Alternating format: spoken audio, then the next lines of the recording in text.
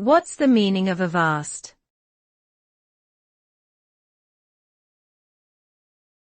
Avast.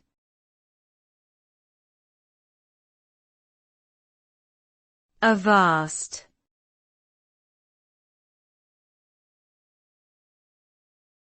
Avast.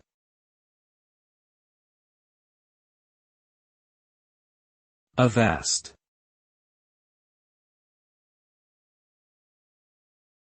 Avast is a nautical term used as a command to stop or cease movement.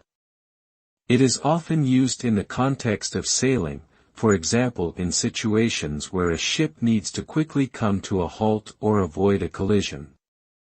The word avast is derived from the Dutch word hovast, which means hold fast or stop. In modern usage, avast can also be used metaphorically to mean stop or halt in any situation.